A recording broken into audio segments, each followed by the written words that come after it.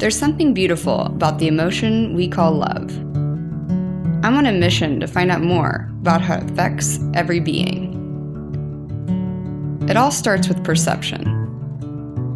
What if our perception of the world and its many inhabitants expanded?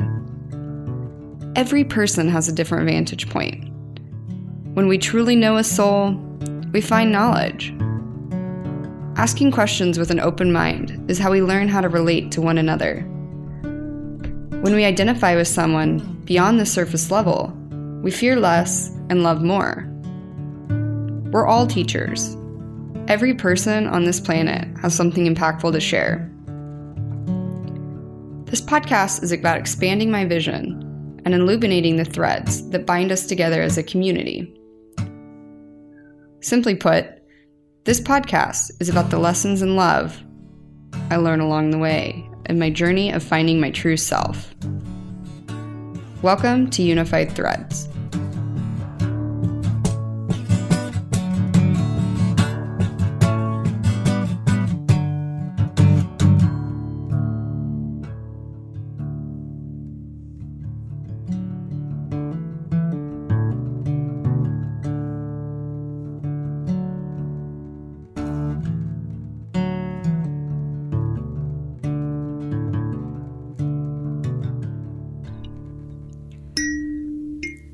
Who am I? My name is Amy Shrodes, and I'm committed to the power of love. When I was 15, I started my journey in Oklahoma City by accepting a job at Central Park Dog Daycare. That choice opened up the doors that have led me to where I am today. Thank you, April, from Central Park Dog Daycare, for always having faith in me and sponsoring the first 3 episodes of this podcast. You inspire me to continually stay strong and always look for the best in others. The leap of faith you took hiring me at such a young age was the catalyst for every event that led up to the creation of this project. I know I'll never be able to fully express how much it means that you took me in under your wing like you did. I only hope that you know that from the heart, I will always be eternally grateful. Central Park Dog Daycare is where I met my young adult mentor, Christy. Christy was a client at this dog daycare and told me that one day she wanted me to come and work for her. I saw Christy again when I was 18. I was working as an ad sales assistant at an independent newspaper, and she came in for an interview about the horrific puppy mill industry on behalf of the organization that she had recently started up. That organization was the Central Oklahoma Humane Society. Now, I knew that she was working on getting this organization started and had told me when I was 16 that that's where she'd like me to come and join the team of someday. Now, in my mind, I thought that meant that I was going to have to work in a vet clinic setting, and that was really not something that I wanted to do. I'd already decided at a young age that being a veterinarian was simply not for me. I don't think I could handle having to put animals down and make that decision with their owners on if it's time to let them go or not. Also, as I've gotten older, I realized that that's truly not what my calling is in life. You are braver than you believe, stronger than you seem, and smarter than you think. This was sent to me by Dr. Renko Pinter this morning. It was on a block of wood that his daughter gave him for Christmas, and it resonated a lot for me. I wanted to share it because I truly do believe that we are all brave, courageous souls. We are stronger than we may seem physically, and we're all smarter than we think we are. Thanks for listening.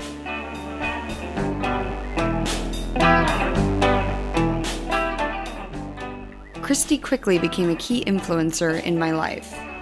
Thank you, Christy, for always believing in me, for supporting my personal journey, and teaching me that I'm able to figure out anything that I think I am.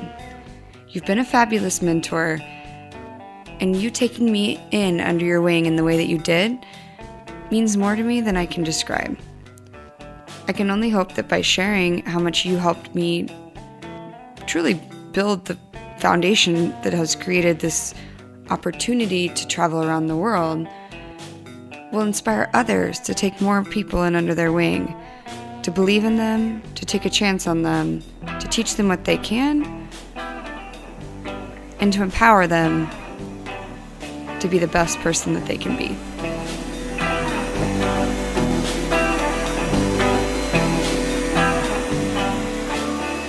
So Christy saw me at the independent newspaper, it's called the Oklahoma Gazette, and asked if I remembered her, and of course I did, and she remembered me, and said she was serious about what she told me 2 years ago. She said, why don't you check it out and see if we have any jobs that you might be interested in? Right after she left, I hopped on MySpace that afternoon. This is back in the day when Facebook was only open to college kids, so MySpace was where it was at. And on the Central Oklahoma Humane Society's MySpace page, I saw a blog about a volunteer coordinator / development assistant job that they were hiring for. Now, I didn't have any volunteer coordination experience.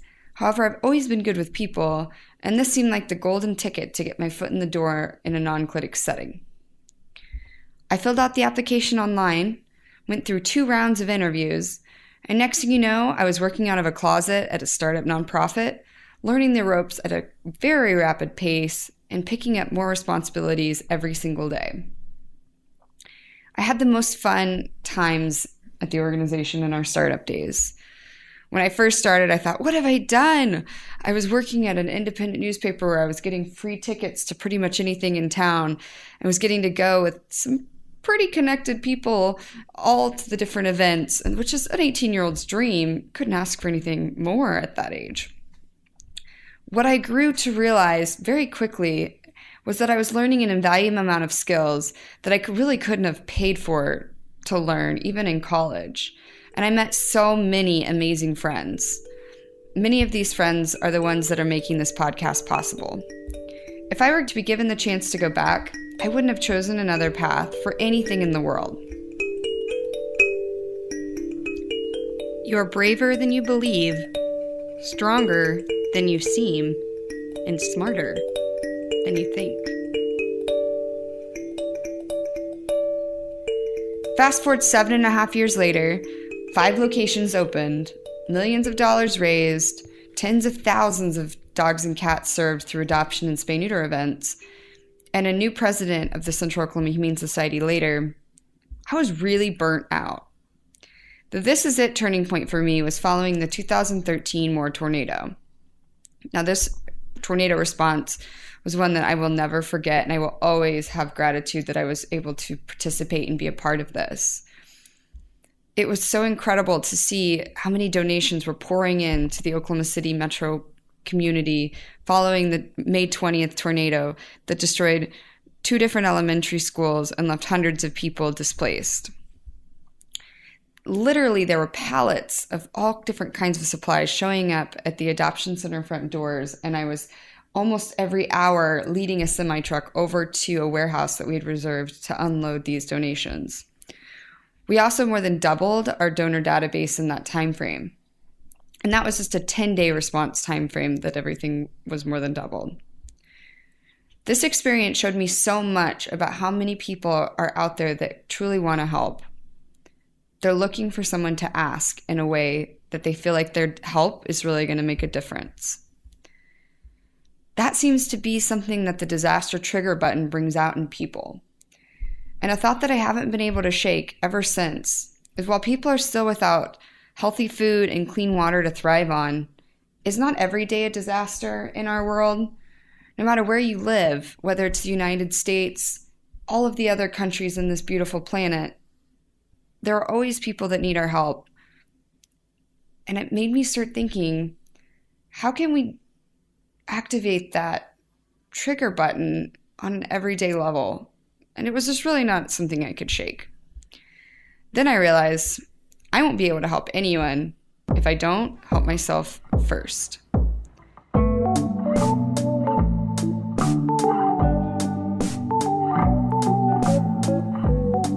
I thought I'd kick off this podcast with a homage to where I first saw the power of love in action.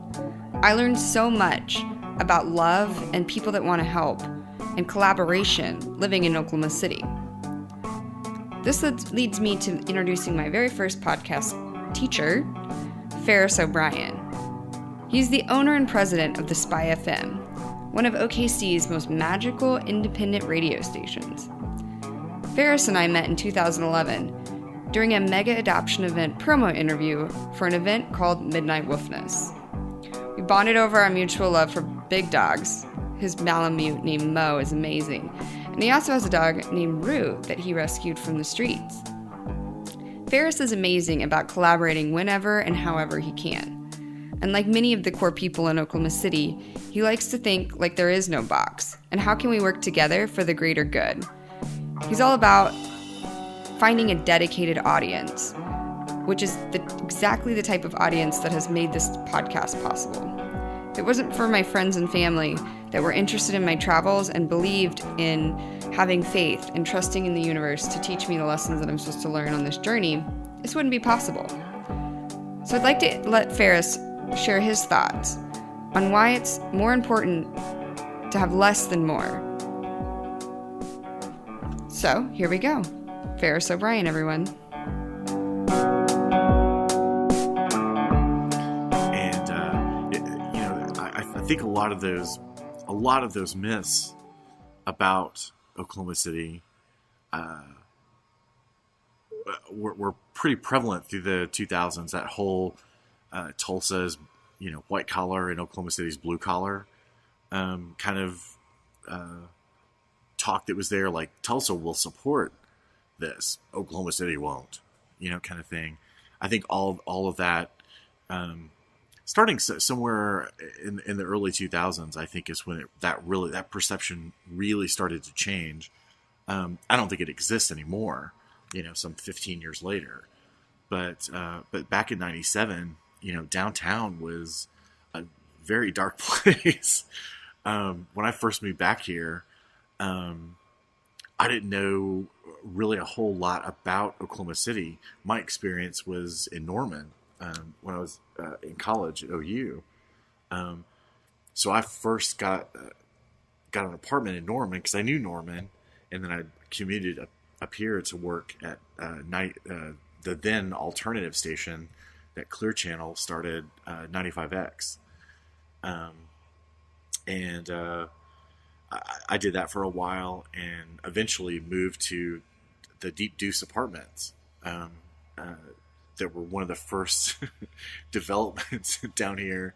And it was scary. I mean, it was, rats the size of dachshunds that would run up and down the hallways. It was just a much different place. It was a lot of, I don't know if I would have advised many people to just go walking around downtown at night, especially in the wee hours. There's a lot of movement, a lot of things going on. But now,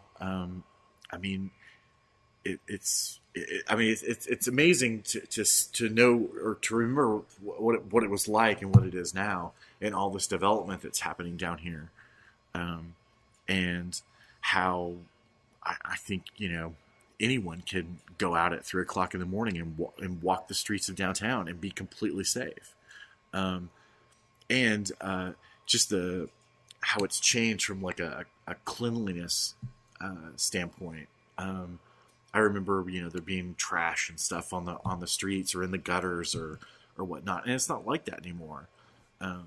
So I mean, that's definitely changed. And as far as the development, I mean, there weren't people living down here outside of the couple of high-rise apartments in downtown that had been there forever, and then the new Deep Deuce apartments that opened. And then, that compared to now, where it seems like every time you turn around, there's a new development like popping up, and it's urban dwelling. And I think that's kind of a trend that's going on everywhere. I know in Dallas, Deep Ellum was kind of the same way. When I was in high school, Deep Ellum was a place that you literally would would risk your livelihood to go to a show down there. But that's where all the shows were. That's where the cool clubs were. That's where 16 and 17-year-olds could get into 21 and up clubs, But, making it back out to your car, you were going to run into a band of skinheads or, worse, gang members. It was bad. And there were little dark alleyways and dark things, and you could find yourself in trouble before you knew it. And slowly but surely that changed. It's even kind of run the gamut. I mean, it kind of went from out of that to a place where it was safe to go, and there were lots of things going on, and people from out of town were coming in, and then it kind of got over commercialized, and there were big name things popping up down there and lots of things, and it kind of lost its sheen because other little places like that were popping up in Dallas, and then it kind of swung back to the dark side, and now it's back on an upswing again. So I mean, there's all those kind of things, and I think one of the things, at least in the past 15 years here in Oklahoma City, we've always been a top 50 media market, or in the late 90s when I came back, we were market 52, so we weren't quite there, but it was very quickly after that we were market 48, and now I think we're like market 41. So I mean that's big time. I mean,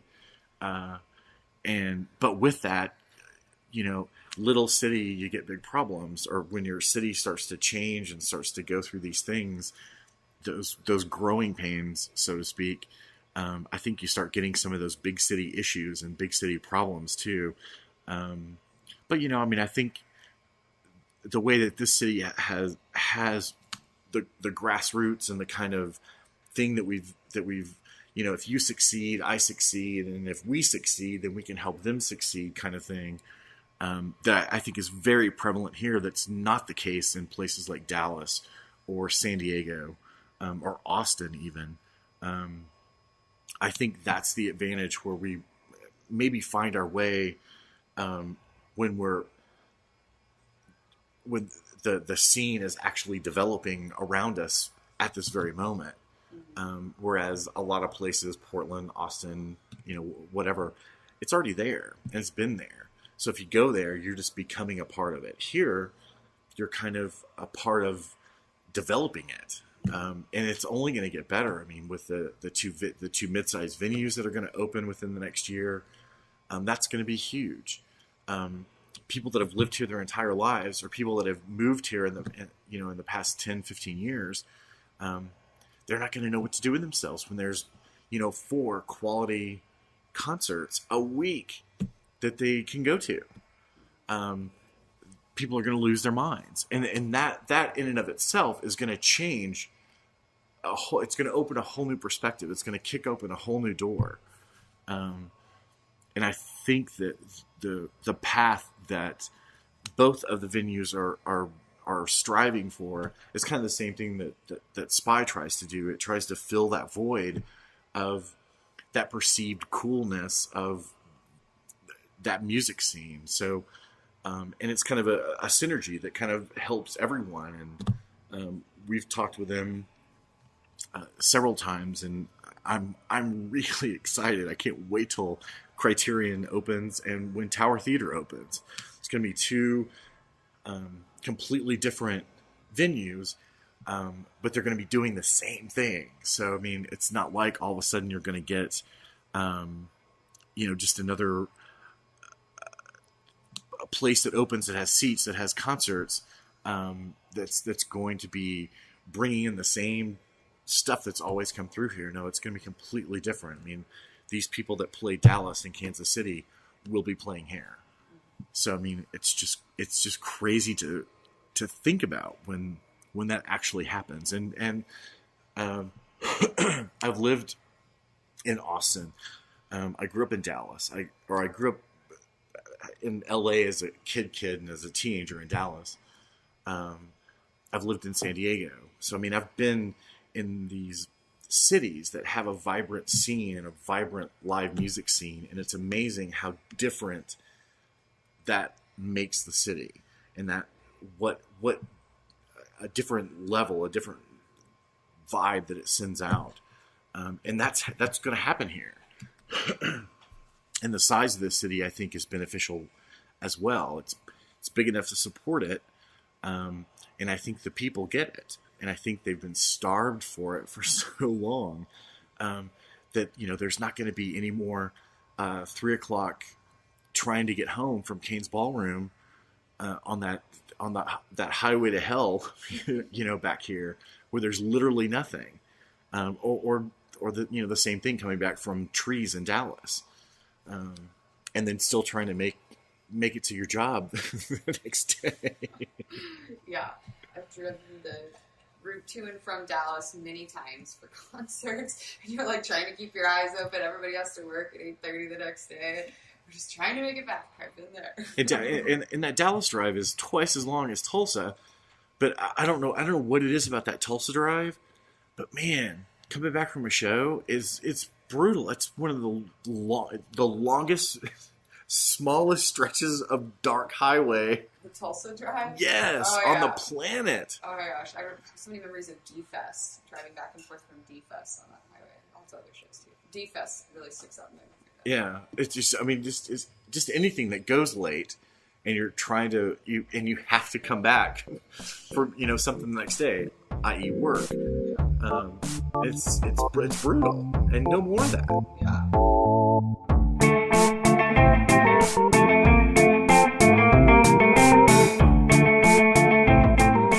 Now, I've been, for the last 5 years, chasing people. I was always volunteering anywhere I could, always helping my friends whenever possible. But at the end of the day, I really wasn't in a great place mentally. I wasn't that happy. I wasn't taking care of myself. I was eating healthy, but I wasn't really doing a whole lot of other steps. I wasn't taking a whole lot of other steps, I mean to say, to take care of what was going on in my heart. So, that's when I decided I need to take a journey to expand my perspective and really focus on healing myself. Instead of looking for other people that want to take care of Amy, I need to be taking care of Amy. So that's why we're here. Thanks for listening to this journey.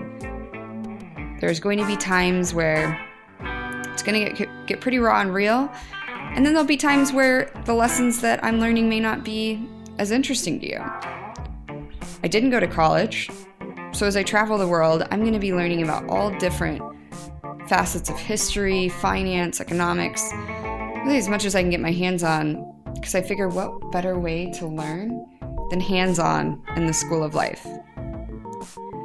I'm also doing a lot of soul searching.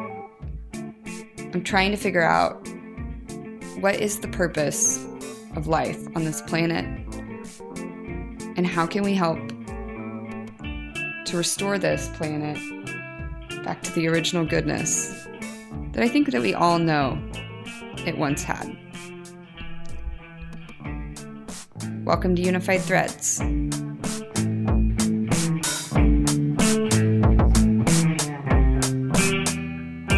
I'd like to share a quote in honor of Shannon P.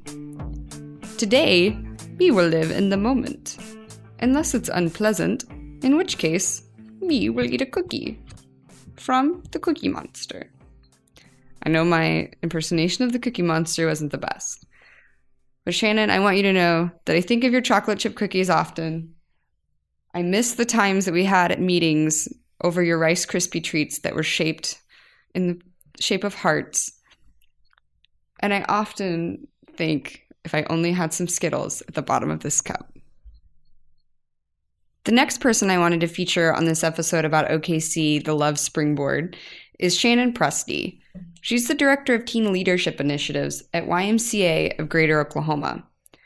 She's also one of the most inspiring women, in my opinion, that you'll ever meet. She's always willing to help when and wherever, and brings the sweets to every single meeting that she goes to. She fostered dogs and volunteered at the Central Oklahoma Humane Society, which is where we met.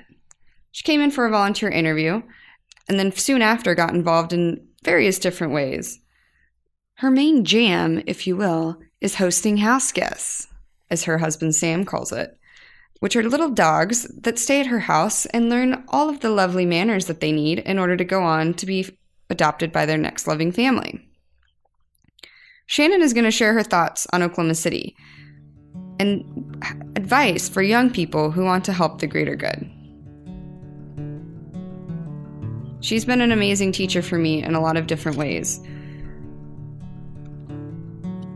One thing I learned from Shannon is how to keep a polished demeanor while at the same time getting things done. She stands behind her words, and this woman is about action. I have a lot of respect for Shannon Presti. So thanks, Shannon, for believing in this project, for sharing your thoughts, and for teaching so many teens what it means to not only think about how to help, but also connect the action.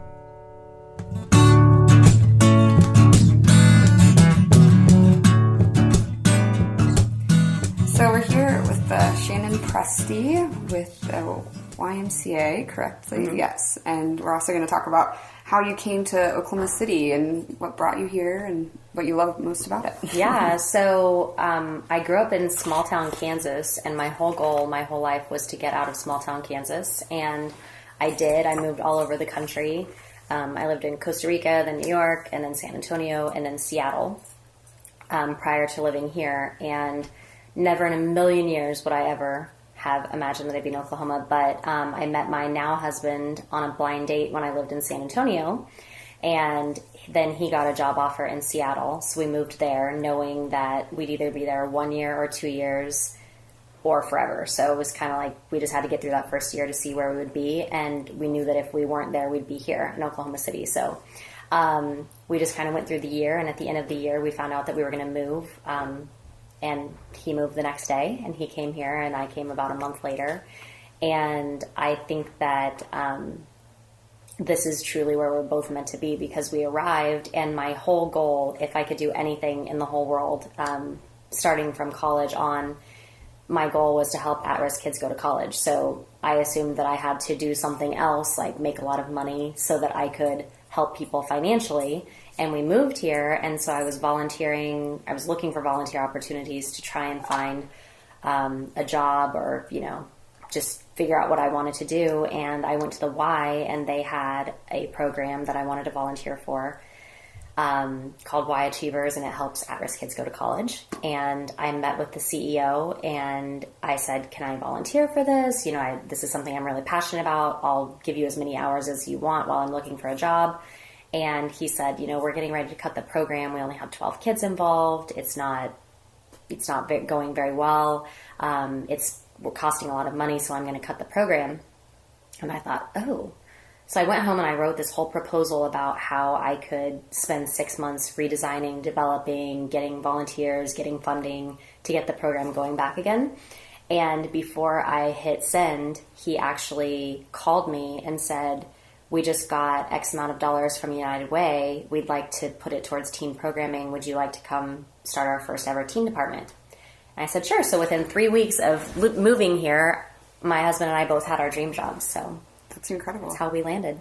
All right. Yeah, that's a very long-winded answer, but no, it's good to hear. And I know that you and I met because of the Humane Society, fostering pets at the Central Oklahoma Humane Society. So you're involved in a lot of different areas because you're helping with all different types of events. And one thing I think it's really cool that you do that I saw was bringing groups together to work collaboratively for the initiatives that have crossover. Yeah. So I was wondering if you could talk a little bit about that, some of the kind of different community collaborations you've seen. Yeah. So when I lived in Seattle, I worked with the Make-A-Wish Foundation, which is another passion of mine, helping kids with life-threatening disabilities or illnesses kind of get one cool thing, whether they are going to make it or not. A lot of kids have a really terrible disease, but it's something that they're going to come out of, but just giving them some joy. So that's something that I'm really passionate about too.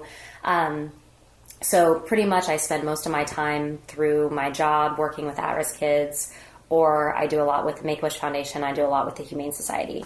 My husband has quite a few passions and organizations that he works with that are not the three that I'm involved with. So I kind of help out with some of the things that he does. But one of my favorite collaborations is Make-A-Wish and the Humane Society.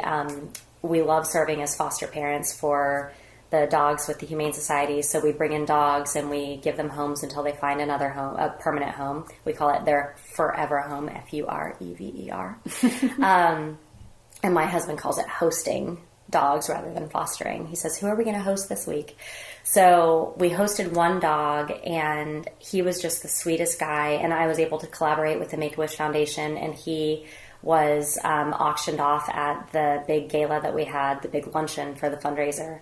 And he was able to raise $2,000. Somebody paid $2,000 for him, and that was able to help fund almost a full wish for a child that had a life-threatening illness. So awesome. That was pretty cool. And I think something that's unique about Oklahoma City is that everybody's just really eager to help. And so if there are ways to collaborate, I think people are always eager to do it. Mm-hmm. Yeah. Do you see anything different from Seattle to Oklahoma City? Because Seattle is larger, and you think that there's probably a lot of cool community movements going on. What do you feel as far as Oklahoma City goes compared to there? I feel like in larger cities, there are so many more people, and which is obvious, but because there's so many more people, there's also so many additional organizations. So I meet young people all the time who want to start their own nonprofit, or they ask me all the time, why are you working for the Y? Why don't you start your own nonprofit? And to me, I feel like there are entirely too many nonprofits. I feel like if you kind of put them all in a bucket and you made them like kind of go in like areas, I almost feel like we could collaborate more and have more resources. So instead of me doing this program and somebody else doing like an ACT workshop and somebody else doing a FAFSA program, and like we should all get together and use the resources that United Way and different organizations and different companies are willing to give. And if everybody can spend their money, or if everybody can give their money to one area rather than all of these different areas, I feel like, that are doing the same thing, mm-hmm. I feel like we could probably get more done. Mm-hmm. But in the bigger cities, I feel like there are even more nonprofits, but there's also a lot more people who have additional money to give. So I think that that's kind of the difference that I saw. And just kind of like politically and what people are interested in, it's much more liberal in the Pacific Northwest than it is here. So there were a lot of different type of organizations that people were focused on. And I mean, there's a lot about homelessness and even just like outdoor adventure and, different things. I'm not up to speed on all of their different organizations, but I think that just based on the region that you're in and what the interests are and what the people are like, and, kind of the focus is different because people have different interests in those areas. Mm-hmm. And do you think that when you're talking about, if we kind of took it back to where there's a lot of different nonprofits that are duplicating services, and if there was maybe one bucket for each sector, if you would, and then those could free up more people resources to work together collaboratively to work through some of these problems, do you think there's other people that are thinking that way too, like with some of this crowdfunding stuff that's going on online? I mean, it seems like so many people are wanting to give and get involved. There's tons of applications coming in for volunteer mm-hmm. everywhere, but mm-hmm. there's not always enough work for them to do it. Some of the places they apply to volunteer at. Yeah. In my experience, I have not met a lot of people who have the same thinking as I do. I feel like most people, when they're passionate about something, they want to start their own thing and they want it to be theirs. And I love working for the Y for many reasons, but I get to focus on my passion of helping these at-risk kids and getting them ready for college and getting them into college. I don't have to worry about the finances. I mean, I have to do a lot of the fundraising and things like that, but I have a CEO, a COO, an accounting department, a fundraising department, a marketing department. I have all these different resources at my fingertips. So whereas if I want to go out and do my own fundraising, I can, but I have somebody who can help find grants or help me write the grants, or, I just feel like I have a lot of resources and I can focus more on what I want to do rather than a lot of the additional stuff. But that's my personality. I mean, some people want to do it all, but I feel like if you don't have to worry about funding your own salary, working for yourself, you can focus on doing more in the community because like the Y pays my salary, and granted I have to fundraise to pay all of it, but I don't have to pay for, you know, an accountant and a CEO and a marketing department and all of the extra stuff and the copy machine. I mean, just little things like that that cost so much money. They're there because we're all able to work together. Yeah. Just finding those movements that are already existing. Yeah. So I don't know. When I started all of the work that I do, I had 6 months and I and there's actually tons of examples of that's happening elsewhere. So I mean, it's not this weird, crazy idea that it was 5 years ago, or you don't get the same strange like looks from the coat and tie crowd, because they're thinking the same thing. I had a friend that worked in the oil and gas industry. I've known her forever, and she was like one of the executive assistants for this multi-billionaire in Houston, and she was basically his whim. If he had a whim to do this, she had to go make it happen. And she was miserable. She was making huge money. And I'm like, why are you, there's really no need for that, to put up with that now. The way everything is, find what it is that really gets your blood going, that really gets you fired up, and whatever it is. And there's a way now to make a living at it. You may not be making 6 figures, to begin with, or you may not have a company car, or you may not, but there's no reason to think that if you put all of it into it, that could happen one day, and it's yours. I mean, no one can take it away from you. That was another like huge thing that I learned out of all this. It's like if you put all your blood, sweat, and tears in something, you better make sure that you own it, that it's yours, that no one. And one of the things that was so frustrating was, the spot at this point will never go away, as far as I'm concerned. It'll be over my dead coal body. But there's no one on this planet that can make that happen other than me. And that's an amazing place to be.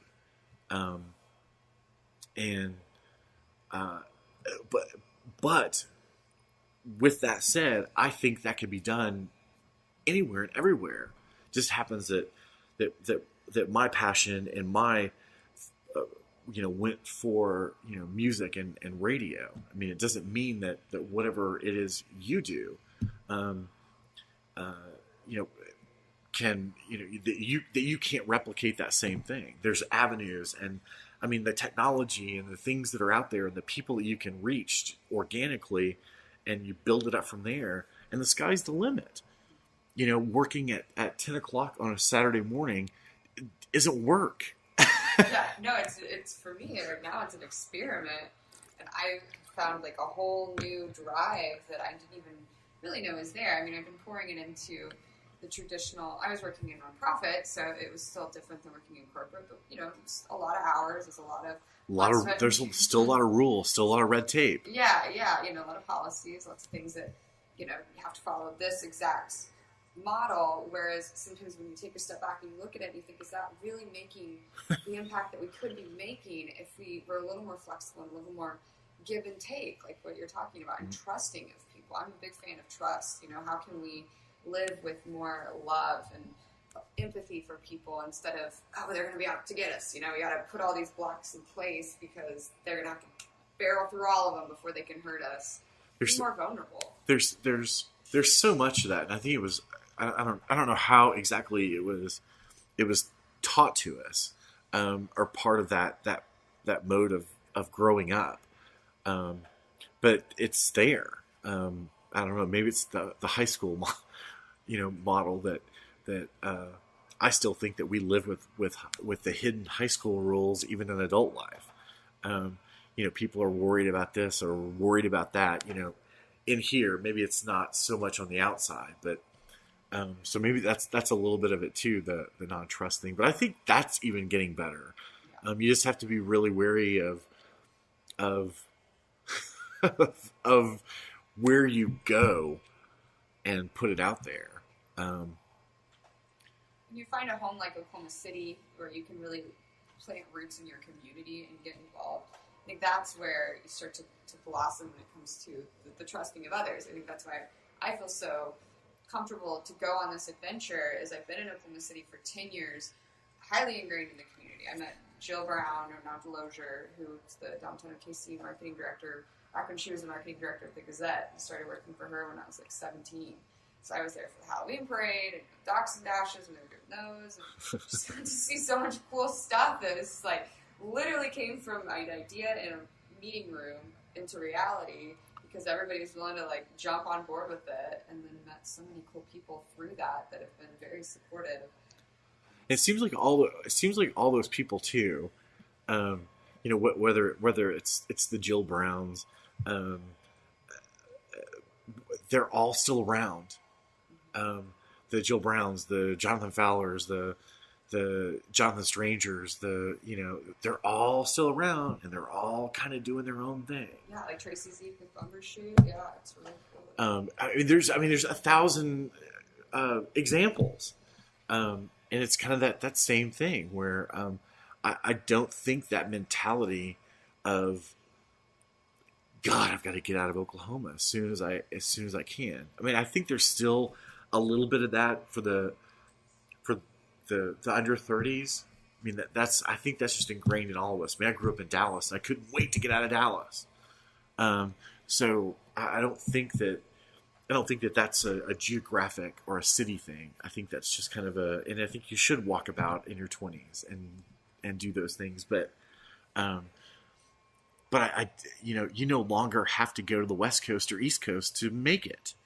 You no longer have to, there's not these formed set of rules that you have to complete all these to get to the prize at the end. There's different routes to get there.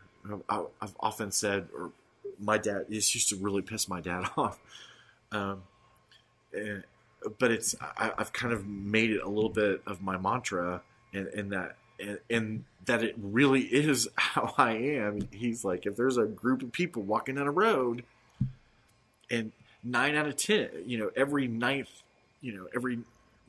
10 people, 9 of them go right, you're the motherfucker that's going to go left. And it doesn't mean that we're going in different directions. We're still trying to get to that same goal. It's my first instinct is to go the opposite direction of the crowd. And I don't know where that comes from. I don't know how a part of that is, but the Tracy Zeeks of the world, the Jonathan Fowlers, all those people that the Jill Brown, I mean, they all, I think it's that same kind of thing. It's not that we're trying to get to a different destination. We just want to get there in what we, or make our own way there and not go this way. It's like exercising creative abilities in a lot of ways, at least that's what I've been experiencing. It's like, okay, so I don't necessarily have to be. So I don't know.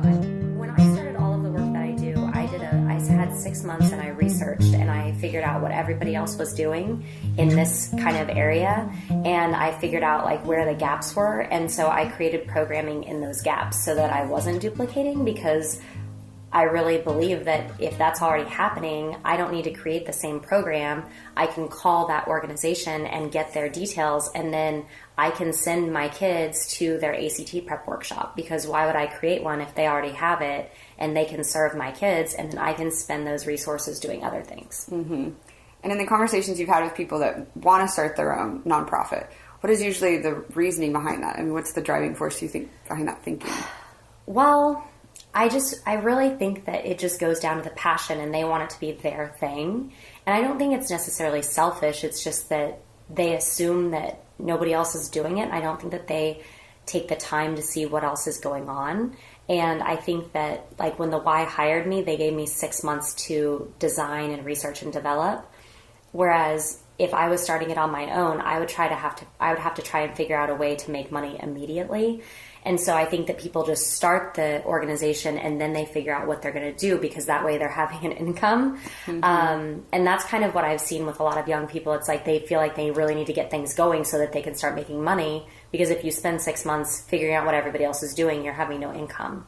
Mm-hmm. And so I've kind of seen that. And I'm kind of talking more about younger people, you know, that have a lot of great ideas and they're just like really gung-ho and they want to get started and they assume that something's not going on. But just because what they want to do might not exist, it doesn't mean that you couldn't work for, like if I have a passion for animals, I don't need to start my own rescue organization. I could go and figure out a way to work for the Humane Society, or maybe they don't have a spot for me, but maybe I could do contract work for them, or maybe I could work for another organization and make money, but then volunteer heavily for the Humane Society so that when they have an opening, I'm going to be the first person they call. Mm-hmm. So I think just looking at things a little bit differently like that, I think that there are too many people trying to do the same thing and taking money. Like if United Way is willing to give the Humane Society $100,000 and they have just $100,000, well, let's say they have $100,000 total to give for animal welfare, and the Humane Society could take $100,000 and use it so well, but then I have my own small nonprofit that helps with animal welfare, and I go and apply for $20,000. Well, $20,000 isn't going to do a lot for me because I have to figure out how to live on that in addition to helping the animals. But now the Humane Society can only get $80,000. Mm-hmm. Whereas if I were able to work for the Humane Society, they could get $100,000, and like it all just goes together salary-wise. Does that make sense? Yeah, I get what you're saying. I think sometimes it's hard for people that are in the generation that I'm in to see what has been going on not truly making an impact when it comes to the statistics. Yeah. That's something I personally have experienced. You know, year after year, the same information is being shared, and it's sometimes rising. More and more people are needing to be served. That's a campaign message that you see everywhere. This year, we need your help more than ever. Why is it that you need our help more than ever when last year you needed it more than ever? So, and I gave it to you, so why is it not working? Yeah. And so I think that I'm probably a little bit, jaded isn't the right word because I'd like to use a more positive word to describe it, but I'm probably a little bit more maybe in a benefited state because I was able to come into the Y and they let me have a lot of freedom. So whereas a lot of people in the current generation would go and work for an organization, they might feel trapped or pigeonholed, or they wouldn't have a lot of freedom to do a lot of their ideas that they're passionate about. But I also think that sometimes you have to just think outside the box, and when you go home at night, write a proposal for what you want to do. If you don't get to do it during the day when they're paying you, go home and spend additional time at night and figure out how to show your boss or your CEO or your director or whatever, like, here are some ways that we could do this. And so what I do is if I want to do something at work and we don't have the money, I go out and I find the money and I do it. Mm-hmm. Yeah. And that, like, they can't say no to me because I'm like, I have the money. And they're like, oh, okay, that's great. Yeah. But they're just really supportive. I have a really, really great organization. Yeah, you have a lot of creative freedom, it sounds like, to exercise these ideas in your head that for a lot of people, they feel like, okay, well, I'm going to have to start my own in order to do that. And one of the things I'm hoping to learn through this journey is finding communities that are building those types of people up and kind of rallying around them, being like, okay, you don't have to do this alone. It's a we thing, you know, and on a larger scale, we can all work together. It doesn't have to be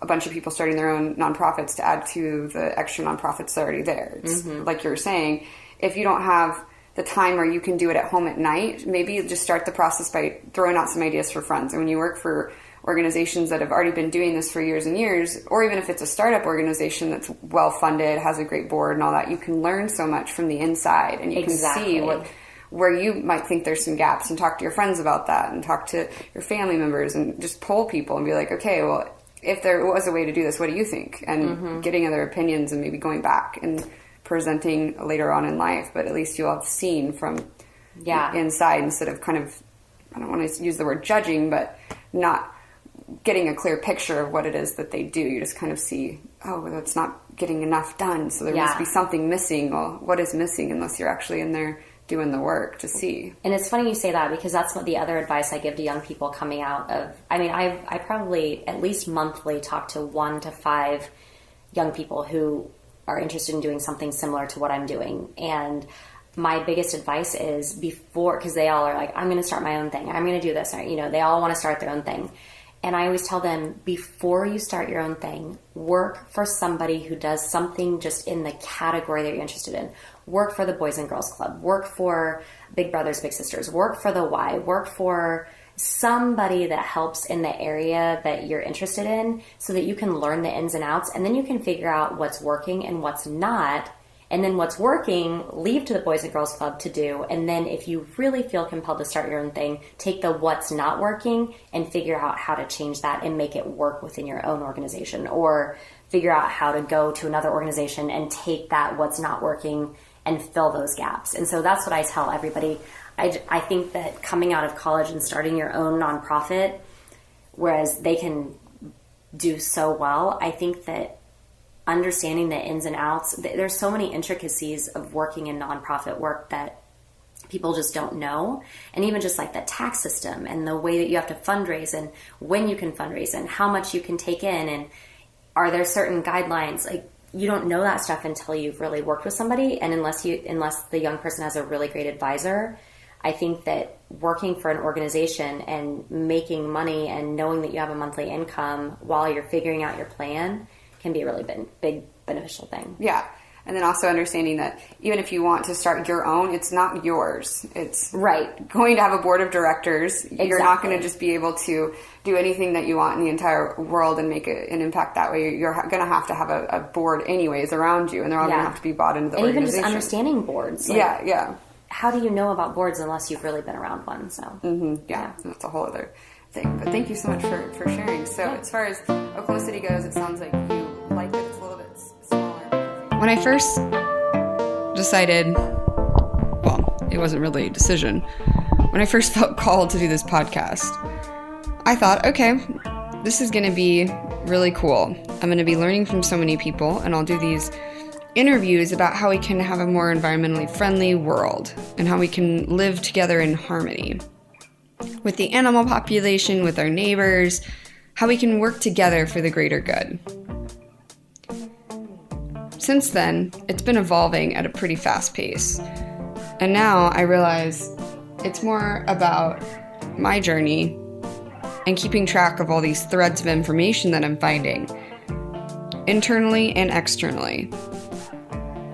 Whenever this is over and I do go back to a career-type lifestyle, I'd like to be able to go back and listen to these threads, pulling from them the knowledge that I've gathered along the way.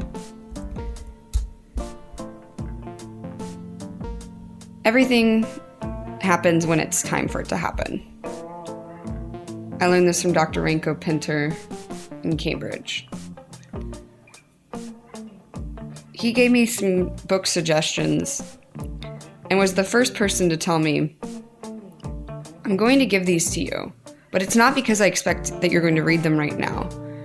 It's so that you'll have the information in your inbox, and when the time is right, you can go back to it, and it'll make more sense. And then you'll have the opportunity to read these books and connect some more dots. He's also sending me some transcripts of some talks that he's given at the University of Philosophy at Cambridge. That really resonated for me.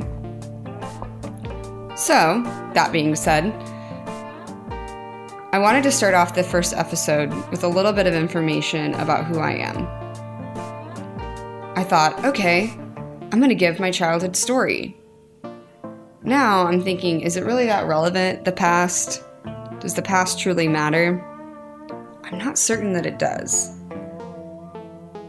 There's some thoughts on, does the past help us to understand the present? Perhaps. It's definitely something I'm trying to figure out.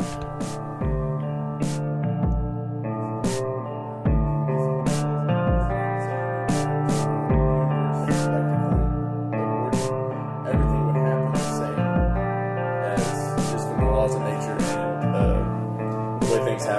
everything would happen exactly the same. So it didn't matter if we rewound it back an hour, if we rewound it back to the beginning of time, everything would happen the same. Indeterminism is everything's by chance. Everything is flip a coin. Basically everything that happens if you flip a coin. So by those two things, there's really no. But once you work through those two things, you realize that there is no free will, but you feel that there's. But people still feel like they have free will. And that's kind of what's funny with the religion. If you think about it, with the religion too, God's like, here, I give you free will to follow me or not. But if you want to come into heaven and do all this, you have to do everything I say. Is that free will? No, at the same time, though, their concepts in most religions is that you are surrendering your own free will for the greater will. Not my will, but thine. So in religion... So it's your free will to give up your free will. Yeah, you're surrendering. You're surrendering to what is the more divine purpose in life and trusting and having faith that it's going to take care of you. Yeah. But anyways, back to the other thing. Yeah. It's just you go through that and you're kind of like, maybe there isn't. Yeah, I know. That's where it goes back to maybe it's a surrendering thing. Maybe it's not just in a religious context. Perhaps in some situations it's better for us to surrender our free will for the greater movement, the betterment of the masses. No, but what I'm saying is, if you break it down to that, there is no free will. Like, if you work it through. I still think that... I don't have all the... Like I said, I don't have all the information on it, but it works out like that. There are still ways you can exercise free will. You can choose to binge watch an entire season of Netflix. Whatever But what brought you to that point of deciding binge watching? Was it how you were raised? Was it the experiences in your life? Was it your genetics, or was it because your family liked watching Netflix? You grew up watching TV. It's all that. Not necessarily. It could be that you decided that I don't want to do anything productive today, so I'm going to get a pint of ice cream and sit down and binge watch this entire season because I can. Not because of the way that I was raised or the way that I deal with stress or anything like that, just because I can. You don't think that exists? I think that's a big exists. question. That's what's never been answered. That's one of those big questions that's never been answered. If there's free will. Yeah. What does it matter? What? Does it matter? Yeah. What's the point? What do you mean, what does it matter? Because if it's indeterminism, if it's just a flip of random... If everything's random, it just flips a coin, you just never... If the decision you just made was based on just randomness, you didn't really make that. It was random. What if it's not random, and that's why there's no free will? Because it's not random. That's what determinism. It's like, it's not random. It's due to the laws of nature and just... I need to look it up. But what else they're talking about is brought you to that point. Everything, it's kind of like the butterfly effect. It's like everything that happened through your life brought you to that decision. And if everything, it's kind of like saying, well, I made this decision, I made this bad decision back at this point, right? And now that I know that it was a bad decision, if I went back to that point, I wouldn't do it again.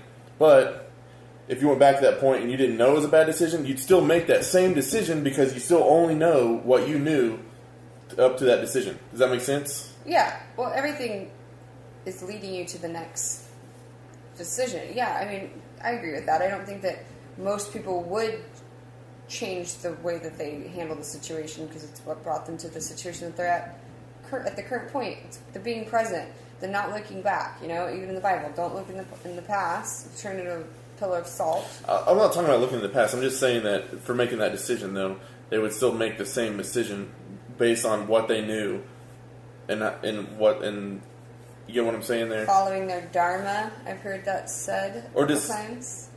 That's just what they know. That's the information you already know, and just how you feel about it. Right at that point, you'll make that decision because you don't know anything else that you don't know is a bad decision.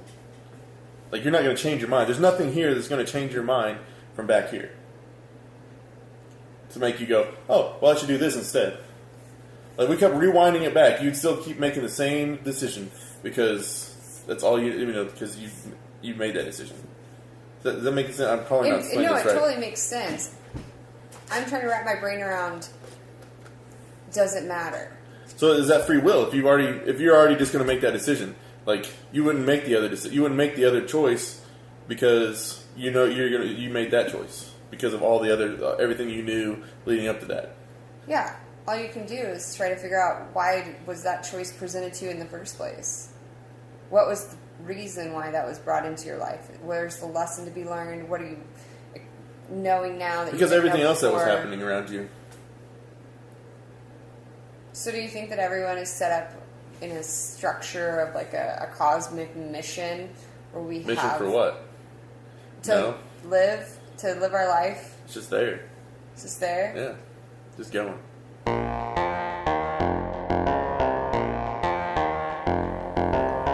I read a quote by David Weitzman that says, "The models I create are keys meant to light the road for the truth seeker and to open the door to enlightenment.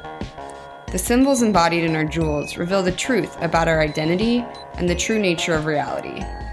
Behind these sacred symbols is the knowledge that enables us to take complete control over our lives, taking us out of chaos, fear, and hatred, which affects so many of us." So that quote makes me think, okay, I do need to backtrack a little bit to understand the model, the template that I'm coming from. So as I work through this evolution process,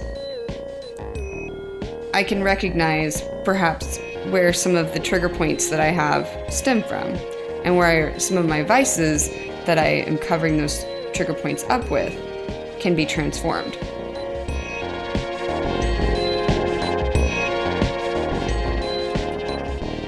Thank you so much for sharing. So as far as Oklahoma City goes, it sounds like you like that it's a little bit smaller because you can actually get to know people on a deeper level, I guess, of what they're doing. And I think that's something that I also experienced here is there's just a tight-knit group of people that are all like, let us just work together. We're figuring out as we go along how to make things better. Yeah. The thing that I think is really interesting in comparing from a bigger city to Oklahoma City is there are, I don't know the exact number, but I'm just going to, no, I won't even throw out a number. There is a very, very small number of people that do the majority of things. So I would say like 1% of the population here funds like 99% of what goes on. And so that is both a blessing and a curse because these people are just so passionate about making sure that their community is going so well and that they want to support so many things, but they have to spend so much money. And if something goes wrong in their industry, like the oil and gas industry, if you have 10 major funders in your community that give everything and 8 of them are oil and gas, when oil and gas goes down, it really, you see it suffering. You see the nonprofits suffering so much from it. Whereas in a larger city, there are so many more people giving at that high level, and the industries are a little bit more varied, and so you don't quite see the hit maybe as much. But on the flip side of that, I just think it's so incredible that this very small group of very generous people are willing to give so much to make their community so good. And I think that's really, really special. Mm-hmm. If you just look at like anything that's funded, it's like these same 10 to 15 people are giving everything. And I have so much respect for their willingness to contribute like that. Yeah, definitely a huge problem solving piece of the puzzle is having people like that want to have we're going to, all the different sectors, not necessarily just pick one. Everybody matters. Yeah. Yeah. Well, one word or phrase you'd use to describe the community that you have here? That is hard. I'd say kind of going off of what I just said, maybe committed. I think that if there's something that needs to happen, the people are committed. So they're going to commit to helping. Like if they have 5 charities that they normally deal with, but then we have a tornado come through more and money needs to be given and they've already given all their resources, like they're going to be committed to helping that, even though that might not be on their radar. And if somebody does choose to help, they're going to be fully committed and they're going to give everything that they have, whether it's resources or time or energy or connections or whatever. I just feel like people here are very committed. Once they start something, they're going to see it through, and they're committed to just making the city better and a better atmosphere in general.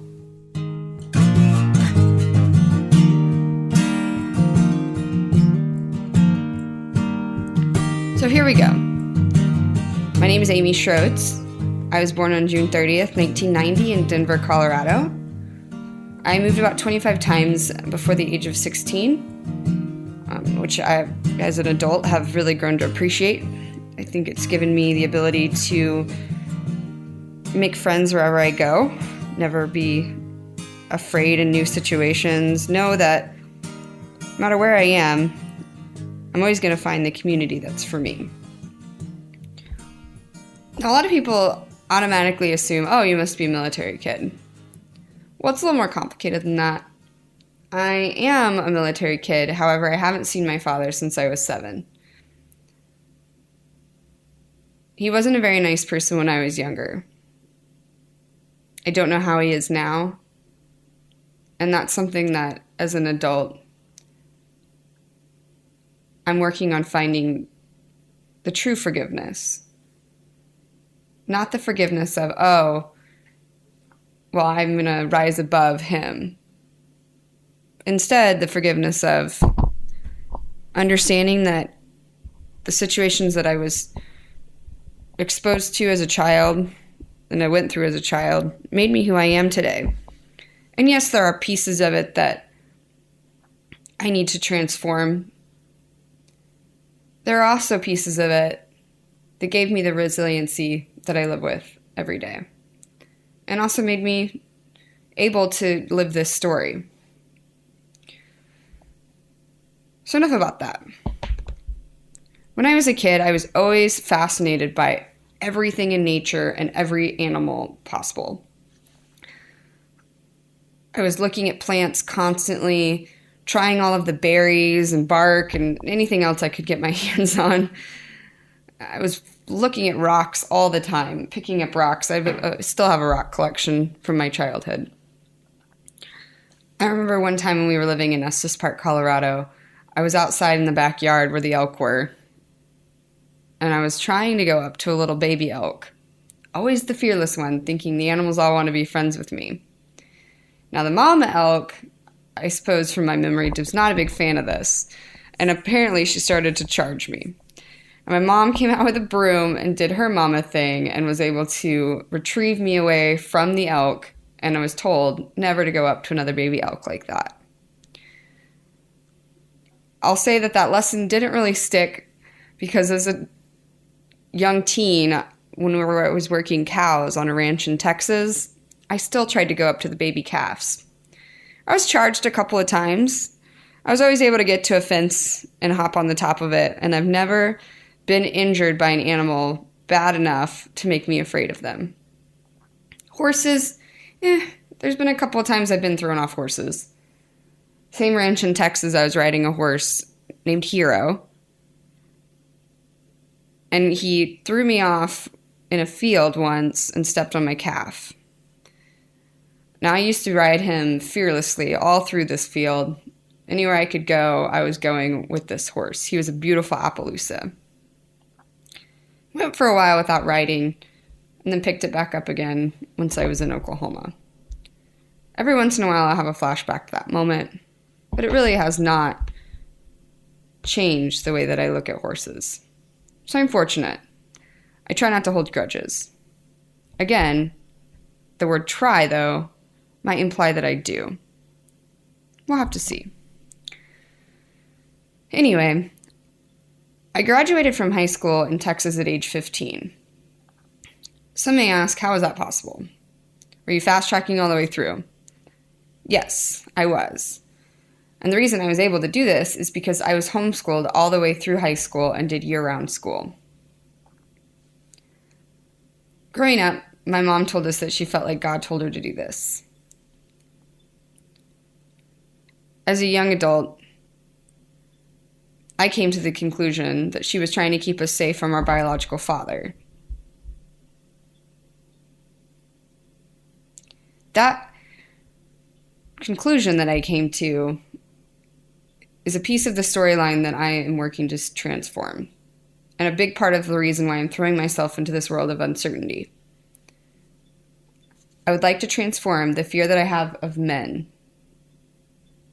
That's something I'm going to delve deeper in later on. And I will say that as of today, I'm in a much different place with it than I was even a year ago. I've seen the good in so many men, and I truly believe that men and women need each other to learn from each other. We both contain strengths, and we both contain weaknesses. And together we do complement each other. Do I feel like that means that I have to be in a romantic relationship with a man? No. But I do need to be friends with them. And every time I put my faith in trusting that a man is good, as of late, it's like sunshine comes sparkling through. It's a really unique experience. More of that later on.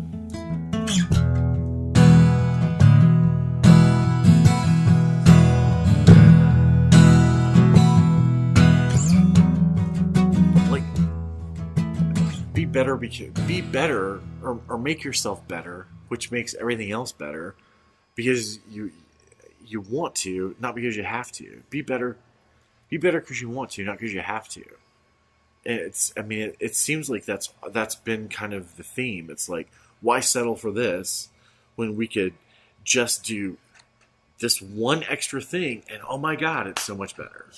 And it seems like that seems to be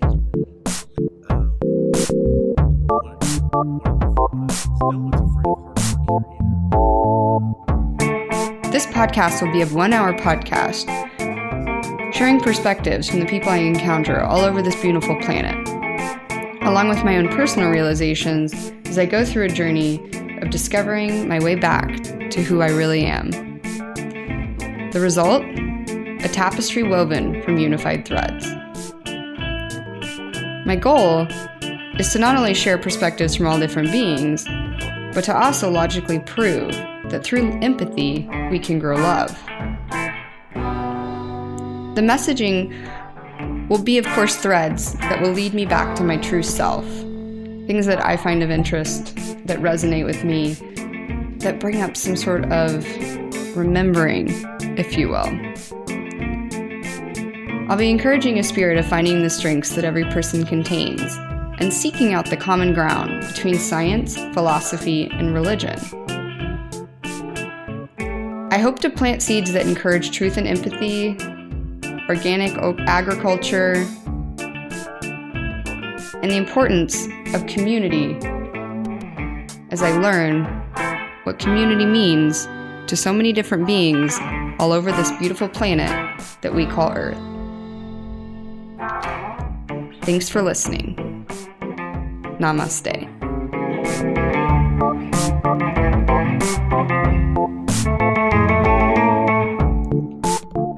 I'd like to give a special thank you shout out to Shabby Chic Heartbeat Garage and Shy Hollowell for the tunes given to today's episode. I'd also like to thank Corey Coates from Podfly Productions for producing this podcast and making it possible to put together all of the different random thoughts that I come across into something that actually makes sense and is beautiful in many ways. So thanks, Corey. You rock.